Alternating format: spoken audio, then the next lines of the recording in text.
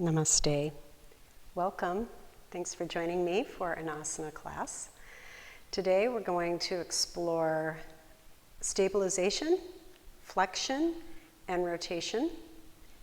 Not just in that order, kind of weaving in and out, but that's a general theme. And so what you'll want today is a chair, a blanket or two, and the blankets are mostly going to be used to elevate you on the chair when you're sitting, which is just going to be for a brief moment. Ideally, we have our knees slightly lower than our hips when we're seated.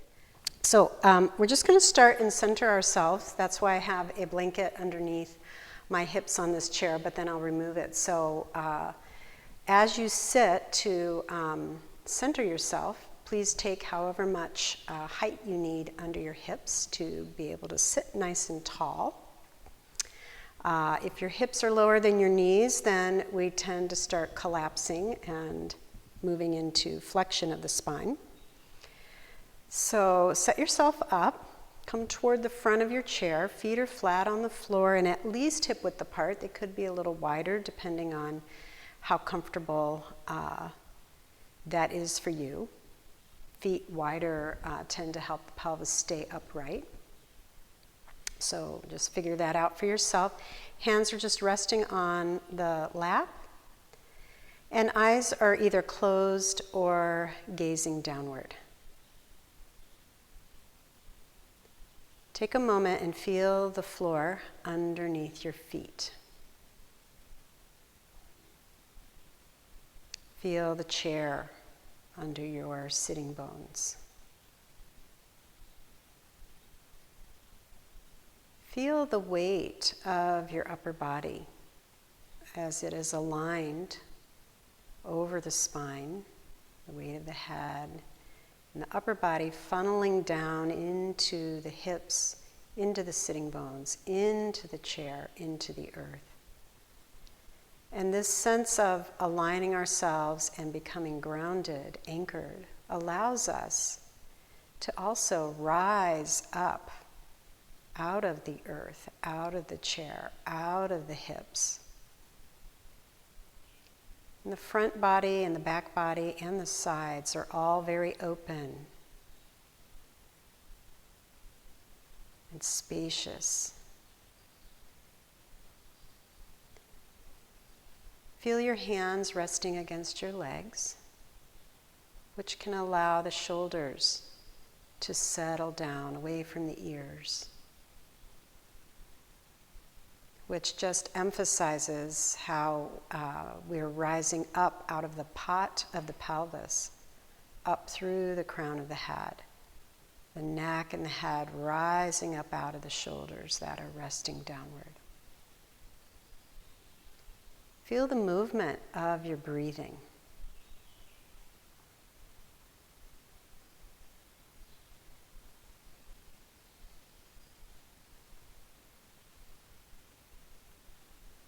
When we feel and experience each breath, we are truly in the present moment. The breath is a precious tool for anchoring ourselves in the present moment.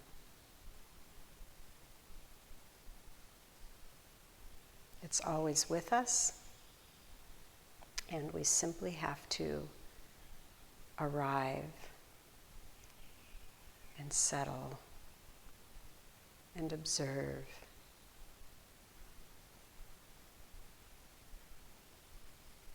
So as you are centering yourself in your physical body, notice physical sensations that might be very present for you at this moment.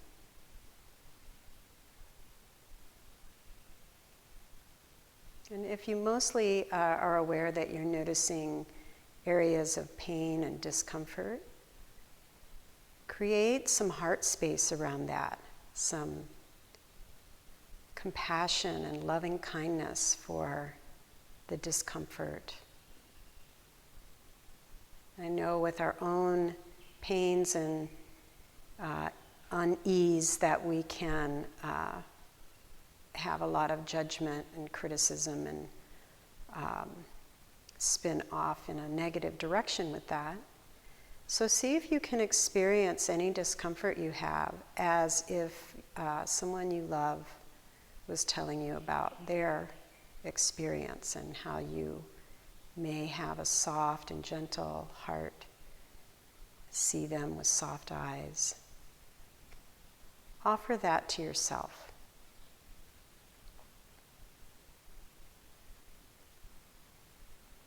And we can also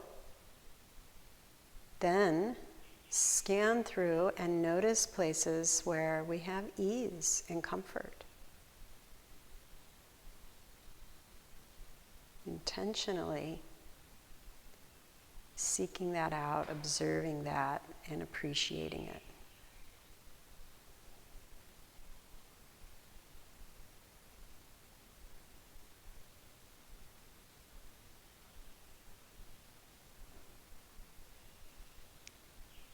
Let's also notice our emotional state, our general mood. Just acknowledging what is present with us in the moment and noticing the flow of our mental activity. Is the mental state very busy and active, maybe scattered, or maybe tired, sluggish, slow, maybe clear, spacious, alert? Again, without judging, labeling that, just see if you can notice it. And by labeling, I mean assigning a positive, negative, neutral. Just noticing. Today my mind feels really scattered. Today my mind is really sluggish. Today I'm noticing the mind is very alert and present.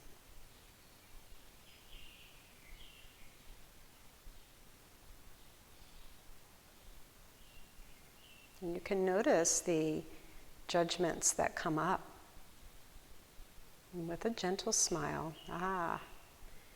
there are those judgments, and we can then just let them go.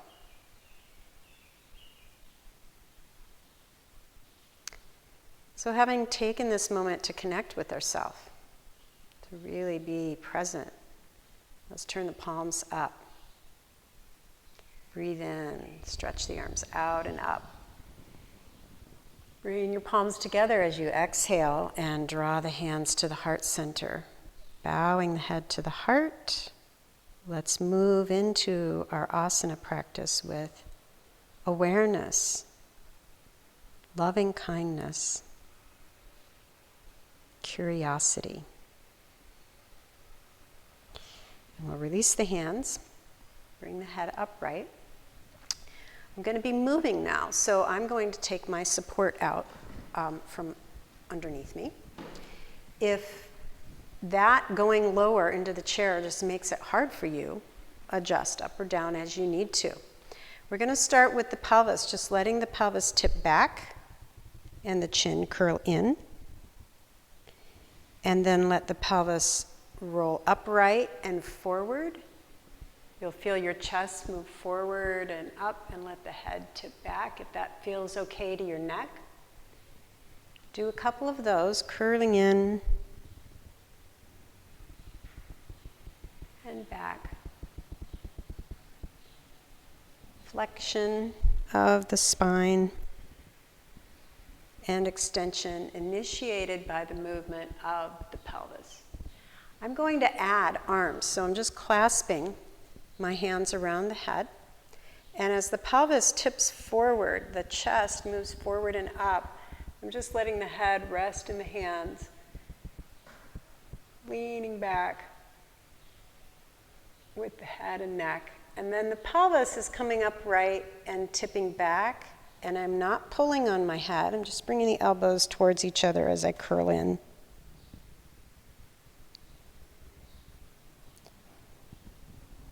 Extension, opening up, breathe in. And flexion, curl inward. Draw your elbows towards each other.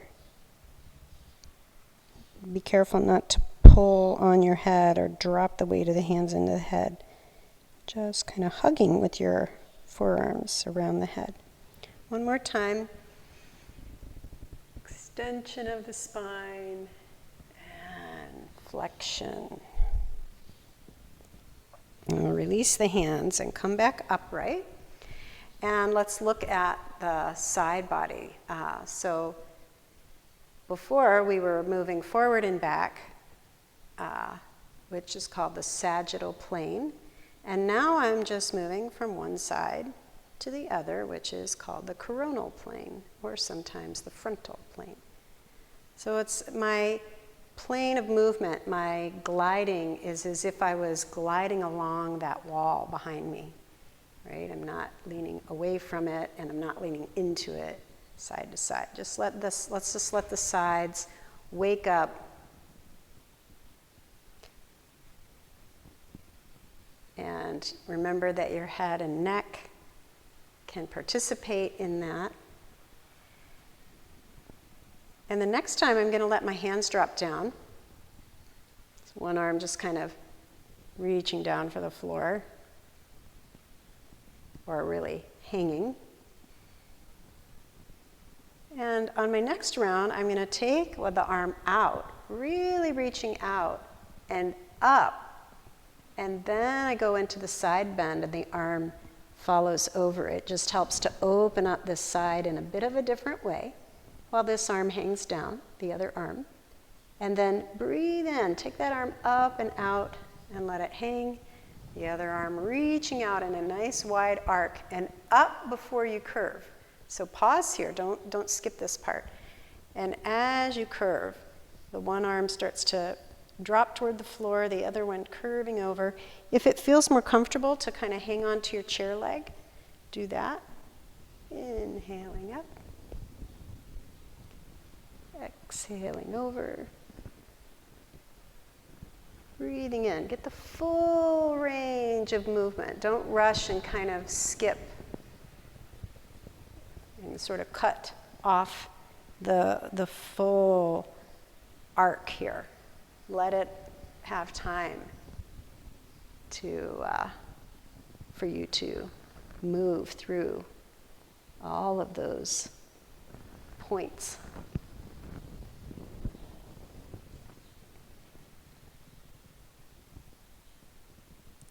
And check in with your breathing. Make sure you're not holding your breath.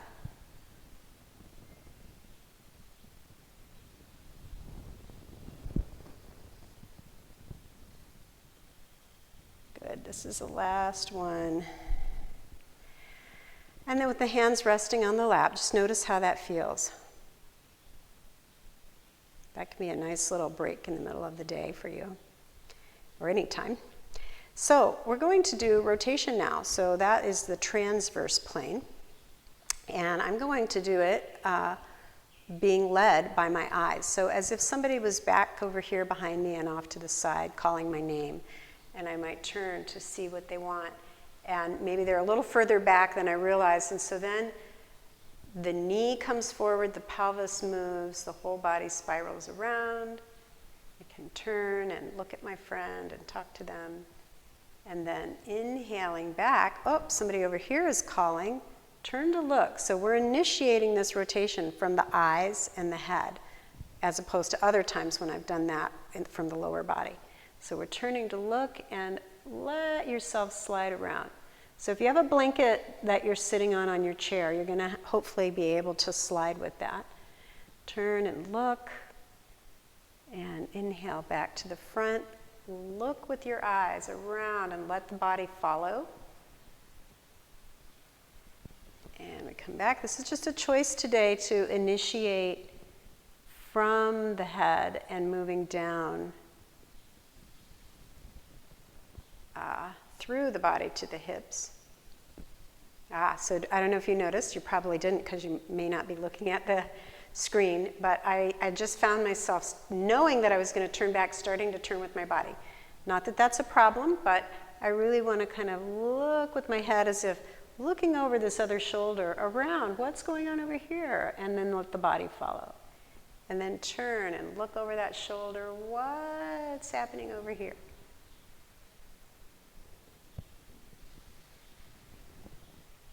And then the arms just can start to do different things. You could just let them rest on your lap.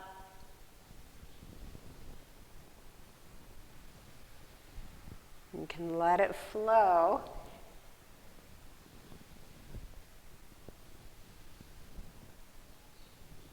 So I'm moving a little bit faster. You certainly don't have to do that. You can keep going slow.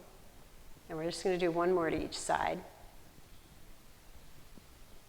And coming back. Good. Just sit for a moment, neutral, and notice how that feels. It's possible that you may have felt a little vestibular activation there. You might feel a little bit dizzy. If it doesn't upset you, really stimulate a lot of dizziness, that's a really good thing to play with. Your nervous system starts to adjust to that. Good. So now we're going to walk our feet out wide, as if I'm trying to go wider than the legs of the chair. I'm letting my knees and toes point in the same direction. So notice for yourself that sometimes people's knees can go out further than their toes, or the toes go out further than the knees, and different things happen. So let them follow each other. And we're going to do a side bend and let our forearm rest on the thigh. So I am resting down into the thigh, but I'm also kind of pushing it back, right? So this arm is pushing into that thigh as I side bend. And I'm going to turn. So this pressure with the arm into the leg allows me to turn away from the leg. The other hand can just go on your hip for now. Good. And then you turn back and come up. Let's go to the other side. Side bending. Find your rest for your arm and feel that little push and let that spin you away from the leg. Turning. And just notice how that feels, what's going on in the torso, in the hip as you do this. And then we turn back and come up. We'll go again, side bending, rotating, and we can take an arm out if you'd like. Right? So if you can just take your hand towards your chest or touch the front of your shoulder and then open up. Make sure you're breathing. And turn back to the front and come up. Let's go to the other side. And spin away from the leg. Open the arm out if you like. If your shoulders are okay with this. This extended arm, the shoulder blade, is squeezing in toward the spine as I open upward and outward. And then we come back. I'm going to go one more time on each side. So leaning into the leg, pressing it back, opening away from the leg, spiraling away from the leg. And if you want to try this next arm movement, you turn the palm to face the ceiling, right? And then let it take a little journey in a big arc toward your head. So the upper arm bone starts resting by your ear, and your palm ends up facing the floor as you turn the palm up to the ceiling. As it comes up and over, the palm faces the floor. And just take a moment here to feel the opening you get in your side body, all the way down into the pelvis, the hip. And inhale up and turn back. Let's go to the other side. So leaning into that leg, press the thigh back, open the arm out. Let's turn the palm up, if your shoulder is okay with it, and overhead. Just spend a moment here. Gentle breath. Doesn't have to be super deep. Just make sure you are completely exhaling.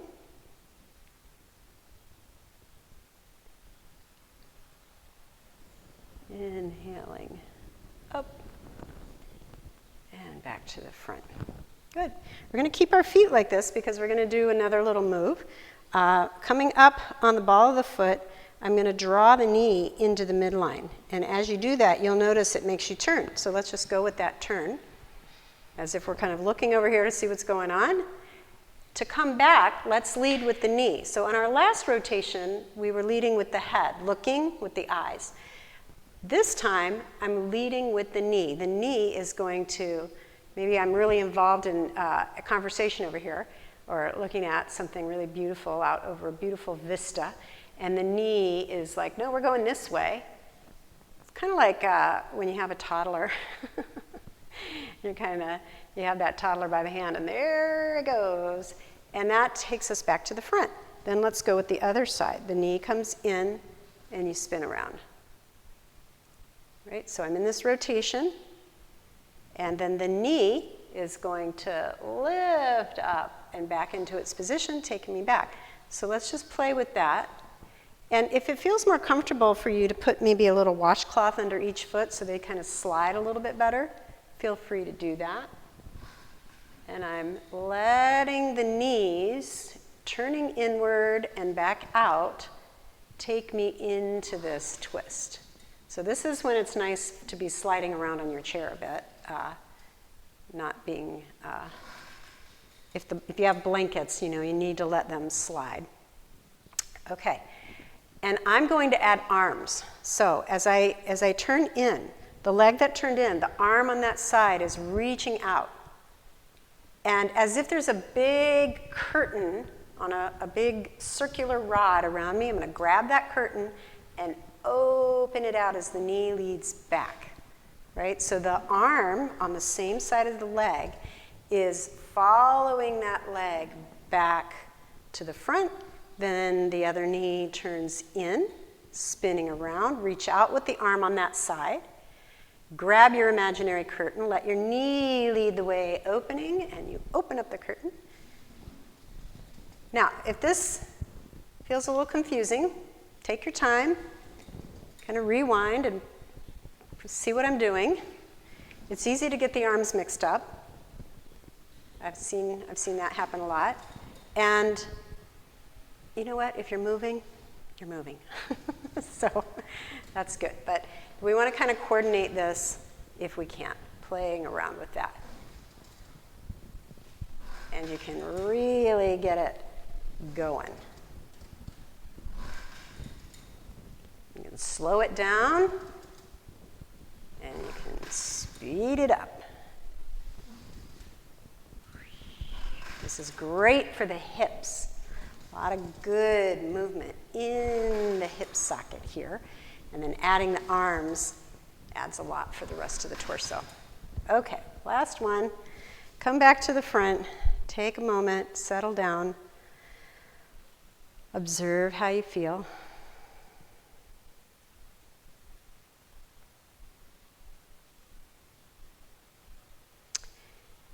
And now we're going to move into, I'm going to orient myself in a different way on the mat. So, because I want to be able to use my sticky mat here.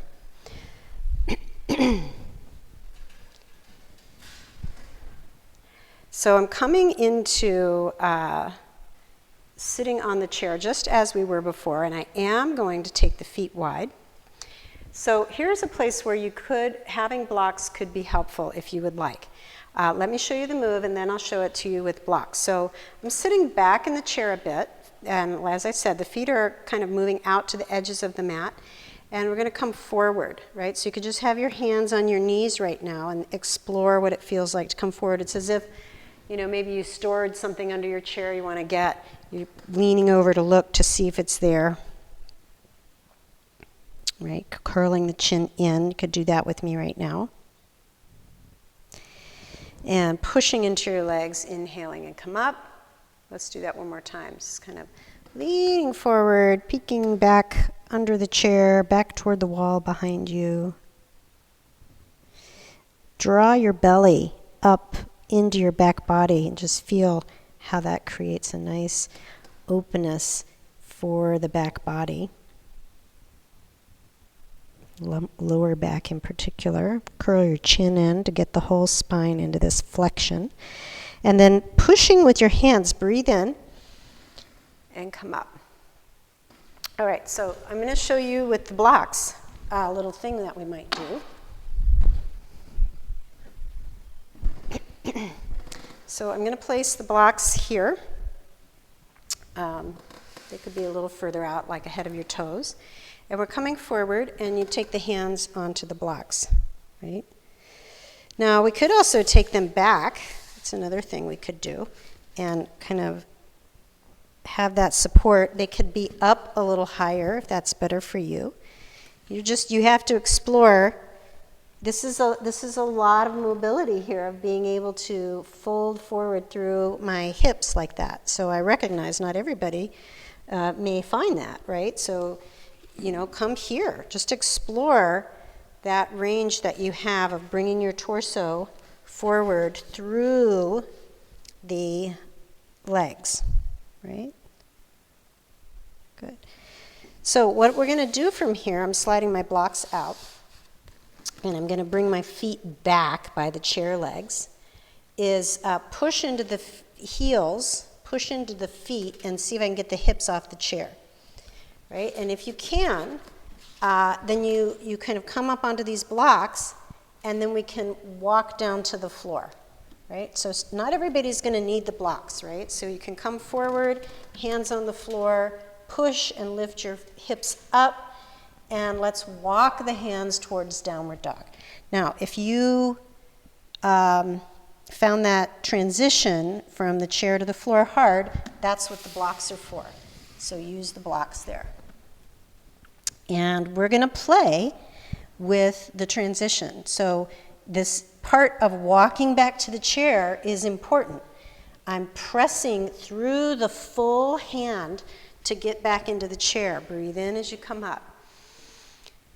And exhale forward. If you're doing things like being up on your fingertips or on your knuckles like this, I would really recommend using the block, right? Let's learn how to really get the base of the hand onto the floor. So like through the knuckles, but also through the heel of the thumb. Not so much weight on this part, but through this part of the hand. So we want to get that down and be able to bear weight through our arms as we walk out to downward dog and walk back to the chair, like a chair child pose, right? Do a few of those. Walk out. You might like to spend a little more time in a downward dog, a breath or two, and then walk back.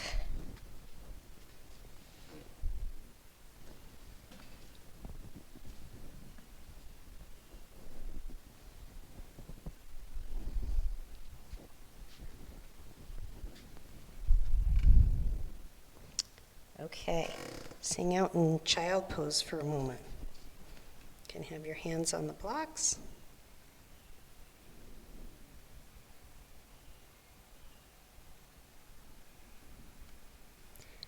All right, so now I'm going to walk out to my downward dog, and from here we're going to do a little bit of some different movements. I'm going to walk the feet in just a little bit and gently slide that chair out of the way. Sorry for the noise. And so from downward dog, and I'm going to move these out of the way just in case. I just want you to have a clear view of what I'm doing with my legs. So I'm with the feet somewhat wide, wider than my hips, or at least hip width. And they could even be to the outer edges of the mat. I'm going to turn my right foot, which is the one closest to you, in to the midline, right? So now the toes are pointing toward you. My heels are pointing in toward the center of the mat. This leg has to just accommodate by lifting up. I want to stand on this foot, and I'm shifting my weight forward into the opposite hand, right? So I've got my weight on my right foot and my left hand, and taking the right hand up to my hip. The other leg it should just kind of do whatever it needs to do in order for you to be able to stand on the right foot and the left hand. And if you're mirroring me, you would be on your right hand, left foot, right? But maybe you just want to watch this and then try it. And then we're going to come back and spin the foot back to downward dog. I'm going to do the other side. So the left foot, I'm lifting the heel of the left foot and putting it in toward the center of the mat. So my foot was running parallel to the length of the mat. Now my foot is perpendicular. And I'm shifting my weight into that foot to stand on it. This other foot's just the heels up, knees bending in order to allow me to do this movement. And I'm shifting my hand, or my weight, into my right hand. So I have weight in my left foot and the right hand, so my left hand can come up and go on my hip. And then back to downward dog. I'm going to do the other side. Right foot turning in, heel coming in, weight shifting into my left hand, and I'm taking the right arm up, back to downward dog. Spin the left heel into the midline, weight into the right hand, left arm up, and we can kind of move back and forth from one side to the other. So this is really, if this feels really challenging, try to stick with it, because this is really important work for learning how and getting opportunity to bear weight in our arms, right? And this, you know, I'm practically on the floor. Like I might want to come down to sitting, and I might want to come up from the floor. So playing with this gives us the opportunity. You might just do one or two. I'm doing a lot of them. If this is newer to you, you may be surprised at how challenging it is. And that leg that's just, we're ignoring, the one that's just kind of following and playing with, taking it forward and back into place. Spin around. The free leg can come forward and back into place. Woo! And back to your downward dog. After you play with that a few times, and just enjoy your downward dog. Deep breaths.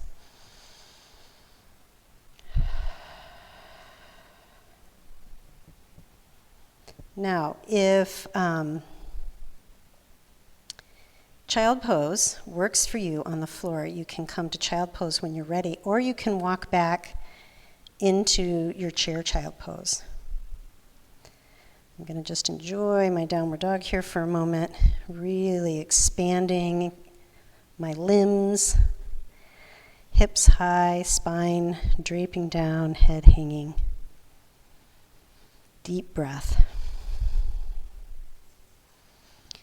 And then bringing the knees to the floor, sitting back on the heels and curling in to a nice little ball of flexion. This is flexion, not only of the spine, but the hips and the knees.